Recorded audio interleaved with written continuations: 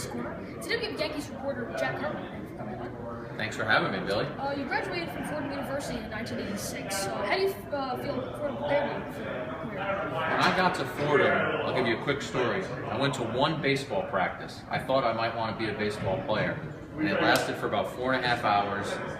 I got to campus after the practice. There was no place to eat dinner, and I said, this is probably not going to work out for me, because I was maybe only going to be a backup player anyway.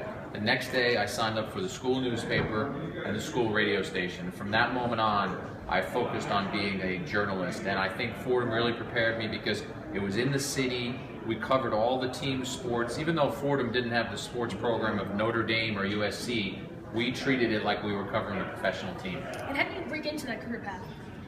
A lot of hard work, a lot of passion. How old are you now? 13.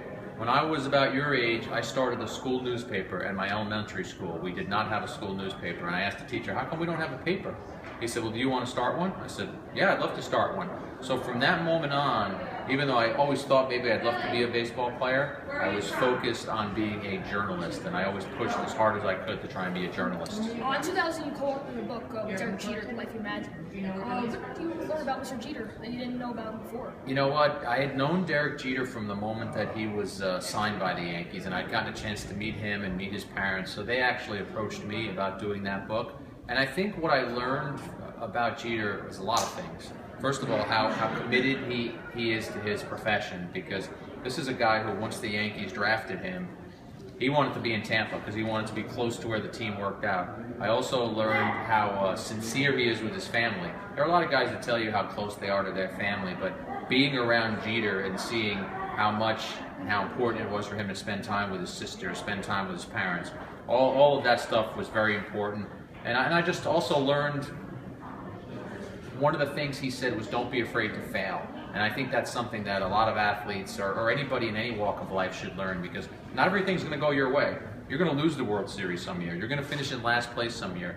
And I think Jeter being not afraid to fail helped him a lot. What are some of the most memorable moments in baseball?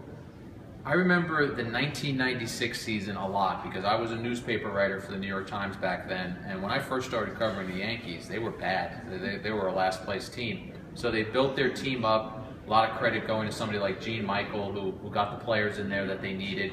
And for them to win in 96 after not having been in the World Series for 15 years, I just remember that World Series a lot. There were a lot of good stories on that team. It was Jeter's rookie year. Joe Torre was the manager, and he was a guy who had waited so long in his life for a chance for the World Series, so that stands out. What's the best piece of advice that someone has ever given to you? The best piece of advice? Wow, that's a great one. I think there's a lot of pieces of advice that have stuck with me over the years. It sounds like a cliche, but don't let anyone outwork you. You should really try and work as hard as you think you need to work to get that job, to get that story, because say you're young right now, but one day you're going to be going for a job.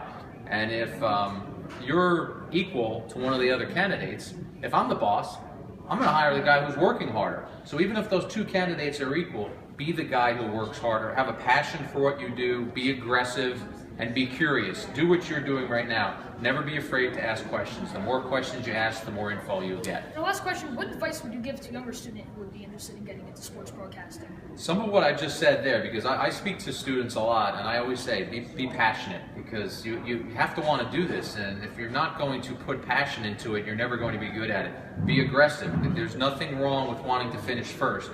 We sometimes live in a society where everybody gets a trophy and there's no champion. It's okay to finish first. It's okay to want to beat the other person to the story. When I was starting out at the New York Times, there were really good reporters from the Post and the News, and I got beat on stories all the time. It made me want to be more aggressive to beat them, and like I said, curiosity. Some of the best stories I've ever gotten were because I saw something that didn't look right, and I said to myself, I wonder why that looks like that. And my curiosity allowed me to go ask some questions and find out why it looked that way. Well, great, thank you. Thanks, Billy.